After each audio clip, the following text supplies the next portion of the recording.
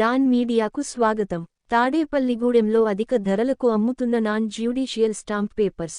రాష్ట్ర ప్రభుత్వం non judicial stamp papers స్థానంలో ఈ స్టాంప్ పేపర్స్ విధానాన్ని తీసుకొచ్చింది. ఆస్తుల రిజిస్ట్రేషన్ సమయంలో గాని, ఏదైనా ఆస్తుల అగ్రిమెంట్ రాసుకునే సమయంలో గాని, సబ్ రిజిస్టర్ ఆఫీస్లో రిజిస్ట్రేషన్ చేయించుకునే సమయంలో గాని, నోటరీ ఎఫిడవిట్లు నిమిత్తం స్టాంపు వాడకం మొదలైంది.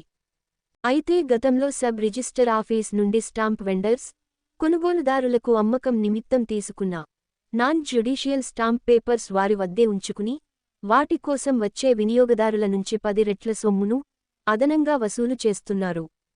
ఉదాహరణకు రూ. 50 స్టాంపును రూ. 500కు, రూ. 100 స్టాంపు 1000 నుండి 1500 రూపాయలు డిమాండ్ చేస్తూ అమ్మకాలు సాగిస్తున్నారు.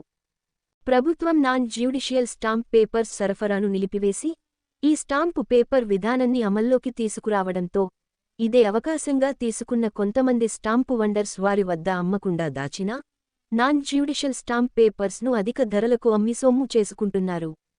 స్టాంపు వెండర్స్ వద్ద ఉన్న స్టాక్ రిజిస్టర్ ప్రకారం, వారి వద్ద మిగిలి ఉన్న నాన్ జ్యుడిషియల్ స్టాంపు పేపర్స్ వారి వద్ద నుండి అధికారులు స్వాధీనం చేసుకుని, వినియోగదారులకు అసలు ధరలకు విక్రయించేలా చర్యలు తీసుకోవాలని పలువురు కోరుతున్నారు.